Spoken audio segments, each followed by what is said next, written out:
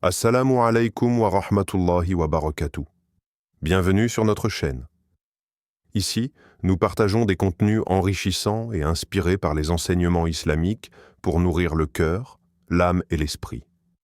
N'hésite pas à t'abonner, aimer et partager nos vidéos afin de rejoindre notre belle communauté musulmane et de diffuser le savoir et la lumière d'Allah. Surmonter les chocs émotionnels, retrouver la paix du cœur. Bismillahir-Rahmanir-Rahim. Il arrive des instants où la vie se brise sans prévenir. Un décès, une séparation, une perte, un bouleversement soudain. Ces moments où le cœur se serre et où les larmes deviennent silencieuses. Mais dans ces tempêtes, Allah nous invite à regarder plus loin que la douleur, à comprendre que même l'épreuve porte en elle une sagesse. Il y a des instants où le cœur se brise silencieusement, où les mots ne suffisent plus, et où l'âme cherche à comprendre ce qui lui arrive. C'est dans ces moments que la foi devient un refuge et que la conscience du destin d'Allah se révèle comme une lumière au milieu de la tempête. Rien de ce que tu vis n'est sans sens. Chaque douleur, chaque perte, chaque silence fait partie d'un plan plus vaste, un plan tissé par la sagesse infinie de celui qui ne se trompe jamais. Accepter le destin, ce n'est pas s'éteindre, ni se soumettre à la fatalité sans émotion. C'est apprendre à dire « Mon Seigneur sait, et moi je ne sais pas ». C'est déposer son fardeau entre les mains du Tout-Puissant et trouver la paix dans la certitude que rien n'échappe à sa volonté. Le cœur s'apaise quand il comprend que ce qui t'a atteint devait t'atteindre et que ce qui t'a échappé n'était pas destiné à toi. Le destin n'est pas une punition, mais une éducation divine. Il t'apprend la patience, la confiance et l'humilité. Allah dit dans la sourate Al-Hadid, « Nul malheur n'atteint la terre ni vos personnes, sans qu'il ne soit inscrit dans un livre avant même que nous ne l'ayons créé. Et cela est certes facile pour Allah, afin que vous ne vous affligiez pas pour ce qui vous échappe, et que vous ne vous réjouissiez pas outre mesure de ce qu'il vous donne. » Sourate 57, versets 22 à 23. Ces mots ne sont pas un rappel de dureté, mais une clé pour libérer ton cœur de la résistance. Cesse de revivre le passé. Il t'a enseigné ce qu'il devait t'apprendre. Ne cours pas vers l'avenir avec peur, il appartient à la promesse d'Allah. Le moment présent, lui, t'appartient. C'est là que la foi agit. Respire, recentre-toi. Dis Alhamdulillah pour ce que tu as et même pour ce que tu as perdu. Car parfois, ce qu'Allah t'a retiré était un voile qui t'empêchait de voir plus grand. Et quand tu choisis de vivre dans le présent, tu choisis de vivre dans la paix du décret divin. Quand la douleur s'installe, elle ne frappe pas qu'à la porte du cœur. Elle s'invite dans chaque souffle, dans chaque silence, jusqu'à devenir une ombre qui t'accompagne même dans la lumière. Mais dans cette obscurité, il existe un refuge que rien ne peut éteindre, le retour vers Allah. C'est là que commence la guérison, là où se brise la solitude intérieure. Se réfugier en Allah, ce n'est pas fuir la réalité, c'est revenir à la vérité. C'est reconnaître que la paix ne se trouve pas dans les choses, ni dans les gens, ni même dans le temps, mais dans la proximité avec celui qui t'a créé. Chaque larme versée, chaque soupir silencieux, chaque mot prononcé dans le secret de la nuit est entendu par celui qui n'oublie aucune plainte sincère. Il est dit dans la sourate Ar-Ra'd. En vérité, c'est par le rappel d'Allah que les cœurs se tranquillisent. Sourate 13, verset 28. Ce verset n'est pas seulement une promesse, c'est une réalité que chaque âme peut goûter. Lorsque tu te réfugies en lui, les tempêtes du cœur trouvent un port, et les blessures de l'esprit se ferment sans que tu saches comment. Ce refuge est une présence, invisible, mais réelle. C'est une main invisible qui caresse ton âme, un souffle léger qui murmure « Je suis là ». Alors, ne garde pas ta douleur pour toi. Ouvre ton cœur, parle-lui. Dis « Ya Allah, je t'appartiens, je t'invoque, car nul autre ne peut m'apaiser. » Il n'y a pas de mots plus puissants que ceux adressés à ton Créateur. Ils ne se perdent pas dans le vide, ils remontent vers le ciel et redescendent en miséricorde. Quand tu te réfugies en Allah, tu découvres une vérité silencieuse. Ce n'est pas le monde qui change, c'est ton cœur qui s'allège. Et quand le cœur retrouve la paix, même la douleur devient un lieu de rencontre avec lui. Il y a des douleurs qu'on croit devoir porter seul, des blessures que l'on cache derrière un sourire, par peur d'être incompris ou simplement par pudeur. Mais le silence de la douleur, lorsqu'il dure trop longtemps, se transforme en prison invisible. On croit se protéger, mais on s'enferme. Et peu à peu, l'âme se fane, le cœur se referme et la tristesse devient une compagne silencieuse. Allah, dans sa sagesse, n'a pas créé l'être humain pour qu'il chemine seul. Il a placé sur ton chemin des âmes, des cœurs capables d'entendre ce que tu n'arrives plus à dire. Cherche cette oreille bienveillante, celle qui ne juge pas, mais qui comprend. Parler, ce n'est pas se plaindre, c'est partager une part de soi, c'est libérer ce qui étouffe à l'intérieur. Les mots ont un pouvoir. Ils ouvrent des portes que la douleur avait verrouillées. Ils transforment le chaos intérieur en souffle, en clarté. Le Coran nous rappelle dans la sourate Ash-Shar. N'avons-nous pas ouvert pour toi ta poitrine, et ne t'avons-nous pas déchargé du fardeau qui pesait sur ton dos?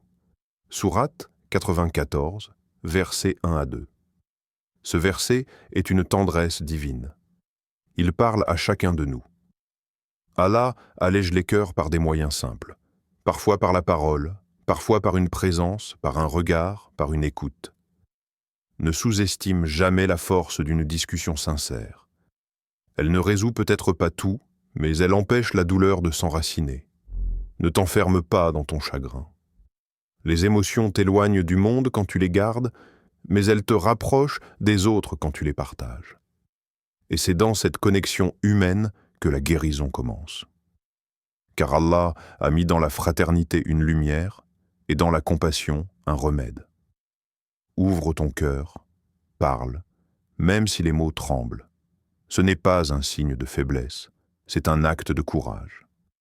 Et souvent, c'est dans cette parole libérée que ton âme retrouve la paix qu'elle cherchait. La vie ne s'arrête pas là où la douleur commence.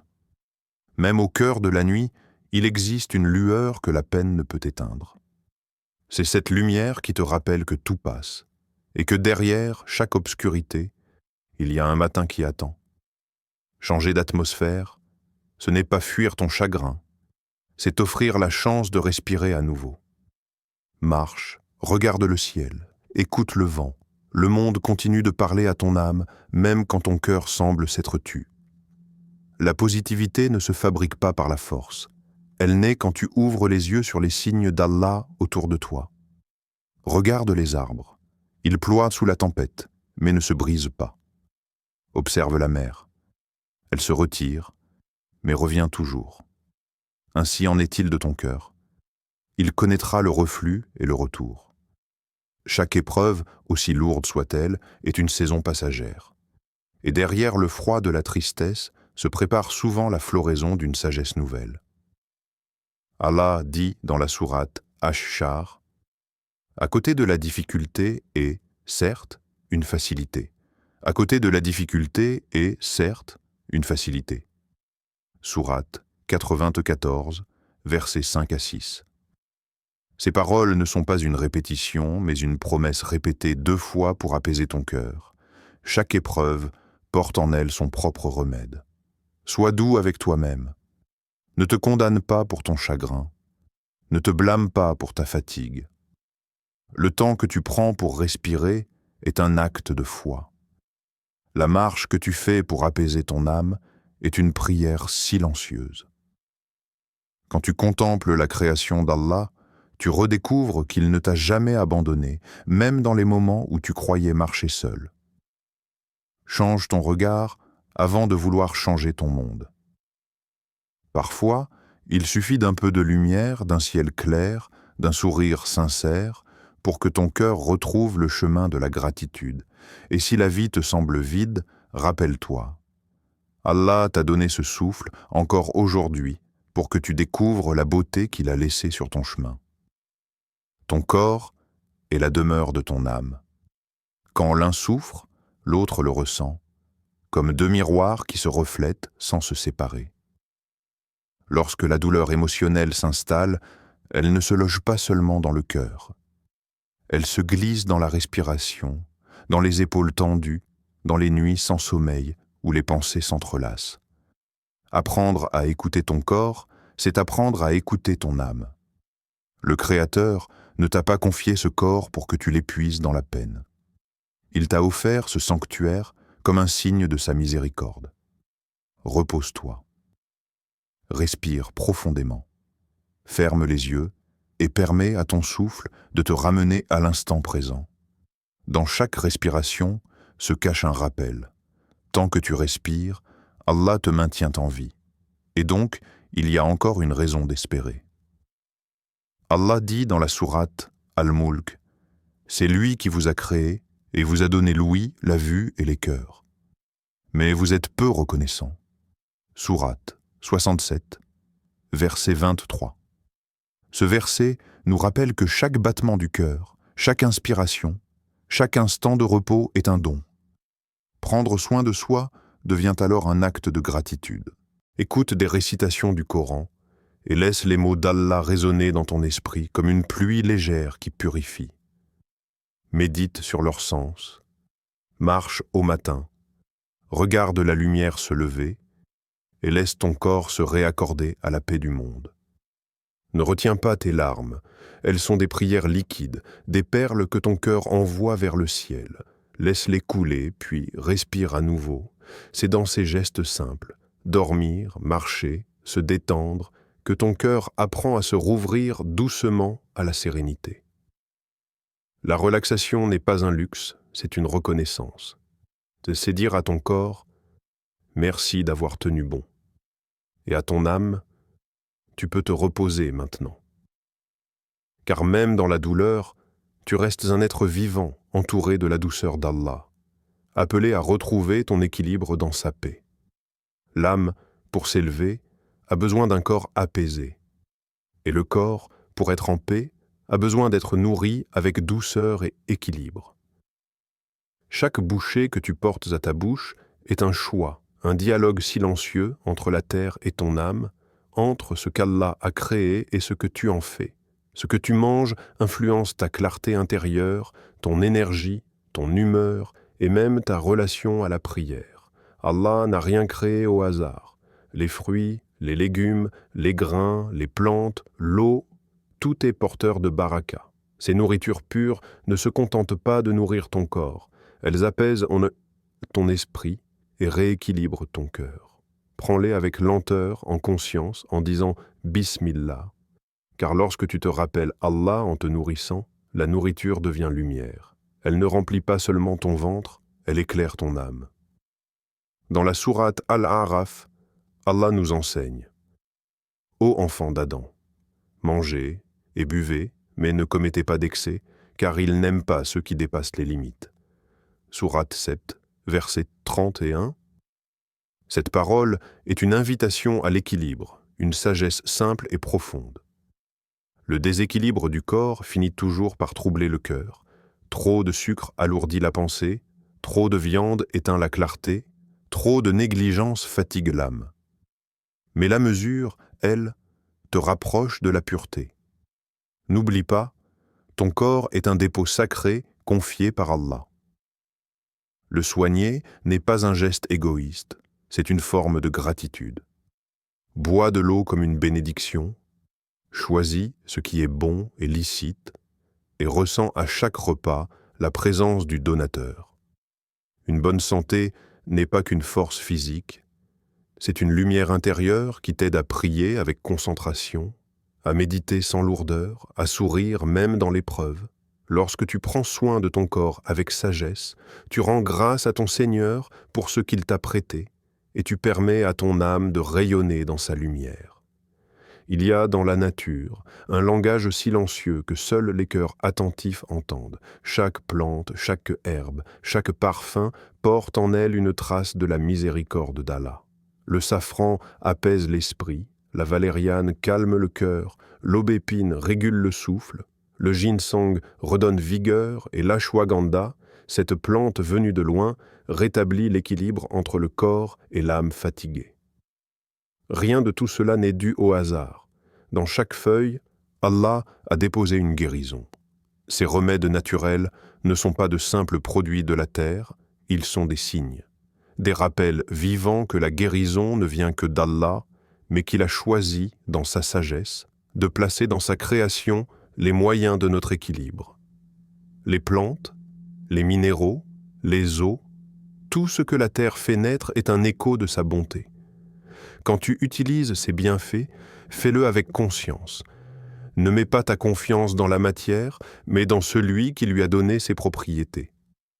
Le Coran nous enseigne dans la sourate An-Nahl, « Du ventre des abeilles sort une liqueur aux couleurs variées, où les gens trouvent une guérison.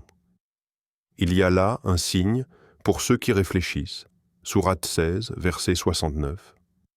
Ce verset nous rappelle que la guérison est une miséricorde cachée dans la création.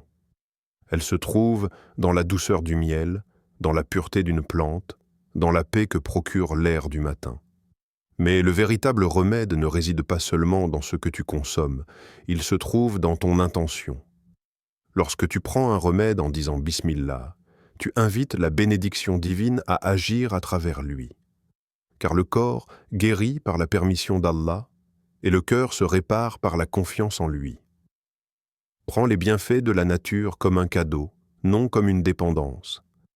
Apprends à voir en chaque remède un rappel de ton Créateur, et en chaque guérison, un signe de sa tendresse. Ainsi, même lorsque tu soignes ton corps, tu continues à nourrir ton âme, dans la lumière de celui qui guérit tout. Quand la douleur te submerge et que le monde semble s'éloigner, ferme les yeux, laisse le vacarme du dehors s'éteindre, et entre dans ce lieu silencieux où ton cœur rencontre son Créateur. Dans cet espace intérieur, chaque verset du Coran devient un souffle, chaque mot une lumière qui se dépose doucement sur tes plaies invisibles. Récite lentement jusqu'à ce que la vibration des paroles d'Allah réveille ce qu'il y a de plus vivant en toi. Le Coran n'est pas seulement un livre, c'est une présence, une chaleur, une main invisible posée sur ton âme. Ces versets ont le pouvoir d'apaiser ce que la raison ne comprend pas. Ils redonnent du sens là où la douleur semblait n'être que chaos. Et quand tu pries, quand ton front touche la terre, tu redeviens léger. Chaque prosternation te décharge d'un poids, chaque invocation lave un peu plus ton cœur. Il est dit dans la sourate Al-Isra, « Nous faisons descendre du Coran ce qui est une guérison et une miséricorde pour les croyants. » Sourate 17, verset 82. Ces mots sont un baume pour ceux qui souffrent. Ils rappellent que la parole d'Allah n'est pas une lecture. C'est un remède, une énergie qui pénètre jusqu'à la racine de l'âme. La ruqya, la prière, les invocations ne sont pas des rituels. Elles sont des respirations divines. À travers elles, ton cœur se rééduque à la paix. Quand tu pries dans le silence de la nuit, quand tu murmures ton chagrin dans la solitude, Allah t'écoute. Il ne laisse aucune larme se perdre, aucune douleur rester sans réponse. Et souvent, avant même que les choses changent autour de toi, il change quelque chose en toi. Car la prière n'efface pas toujours l'épreuve, mais elle en transforme le goût. Elle fait de la souffrance une conversation avec le Très-Haut. Et c'est dans cette intimité que le cœur comprend enfin. Tout a un sens. Tout mène à lui. Et c'est dans la proximité d'Allah que la véritable guérison commence. Conclusion. Prière ô Allah, toi qui connais nos douleurs cachées et nos larmes silencieuses, apaise nos cœurs, éclaire nos esprits et rend nos âmes patientes. Accorde la guérison à ceux qui souffrent, la force à ceux qui faiblissent, et la lumière à ceux qui cherchent un sens à leur épreuve. Remplis nos vies de confiance, de douceur et de foi. Fais de chaque choc une porte vers toi, et de chaque larme une purification. Ô toi, le guérisseur des cœurs, enveloppe-nous de ta miséricorde. Amin ya Rabbel Alamin, Jazakallahu khayran pour avoir regardé cette vidéo.